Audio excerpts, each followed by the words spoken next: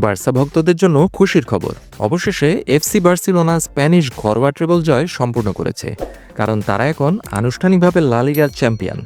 গত সপ্তাহান্তে রিয়াল মাদ্রিদকে হারিয়ে শিরোপা জয়ের পথে এক বিশাল পদক্ষেপ নিয়েছিল বার্সা।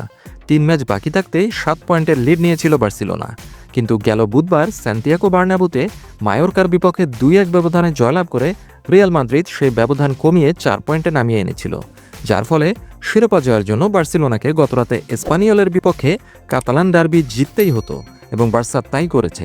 এই সিজনের লা লিগা শিরোপা এখন বার্সেলোনার। দ্বিতীয়ার্ধে লামিন ইয়ামালের অতুলনীয় গোল এবং শেষ দিকে ফিরমিন লোপেজের গোলে এসপানিওলের বিপক্ষে অ্যাওয়ে ম্যাচে 2-0 ব্যবধানে জয়লাভ করে বার্সা লা লিগার চ্যাম্পিয়ন হওয়ার মুকুট পেয়েছে। কাতালানরা এই একই নগর প্রতিদ্বন্দ্বীদের ঘরের মাঠে 2022-23 মৌসুমে জাভি হার্নান্দেজের অধীনে তাদের শেষ লিগ শিরোপা জিতেছিল, এবং আজ রাতে আবারও তাই করেছে। রিয়াল মাদ্রিদকে হারিয়ে স্প্যানিশ সুপার কাপ এবং কোপা দেল রে জয়ের পর বার্সেলোনা এখন লিগ জয়ী হিসেবেও নিশ্চিত হয়েছে। এর সাথেই পূর্ণ করেছে ঘরোয়া ট্রেবল জয়। স্প্যানিশ ফুটবলের সবচেয়ে আকর্ষণীয় এবং বড় 3টি শিরোপাজয়ী বার্সা জার্মান কোচ হ্যান্সি ফ্লিকের অধীনে এই সিজনে এক অত্যাশ্চর্য পুনর্জাগরণ ঘটিয়েছে। এটি ব্লাগ্রানাদের ম্যানেজার হ্যান্সি ফ্লিকের প্রথম বছরের দায়িত্বে থাকাকালীন একটি স্মরণীয় মৌসুমের সমাপ্তি। ভিস্কা বার্সা।